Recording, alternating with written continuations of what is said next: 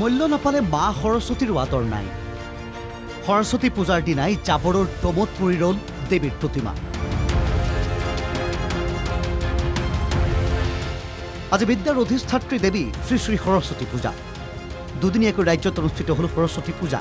কিন্তু সৰস্বতী পূজাৰ দিনাই গুৱাহাটীৰ গণেশগুৰিত দেখা গ'ল এই দৃশ্য।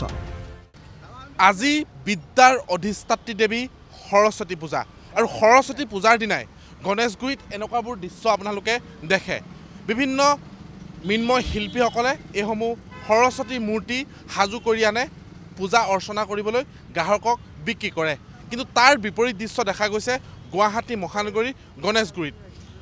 আজি সৰস্বতী পূজা আৰু সেই সৰস্বতী পূজাৰ বাবেই এতিয়া গ্ৰাহক নাই, কাৰণ সৰস্বতী পূজা ইতিমধ্যে আৰম্ভ হৈছে। আৰু তাৰ বিপৰীত দৃশ্যটো আপোনালোকক দেখুৱাম যে সৰস্বতী পূজাৰ দিনা কিদৰে এইসমূহ জাবৰ পেলোৱা গাড়ীত মা সৰস্বতীক পেলাই দিয়া হৈছে।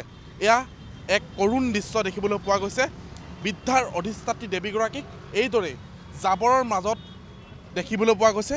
জাবৰৰ মাজত একাংশ নিজ মানসিকতাৰ ব্যৱসায়ীয়ে এইদৰে দলিয়াই দিছে GMCৰ জাবৰ পেলোৱা গাড়ীত মা সৰস্বতীক।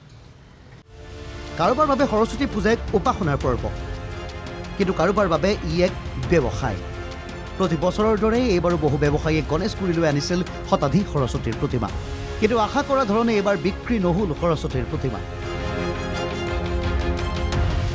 যাৰ বাবে পদপথতে ব্যৱসায়ীয়ে এৰি থৈ গ'ল এইসমূহ সৰস্বতীৰ প্ৰতিমা। পূজাৰ পৰ্ব শেষ নহওঁতেই এলাগি মা সৰস্বতী। GMCৰ জাবৰ কঢ়িওৱা বাহনলৈ দলিয়াই দিয়া হৈছে প্ৰতিমাসমূহ। মূৰ্তিগিলা এৰি থৈ গৈছে, পইচা বাছ গুচি গৈছে।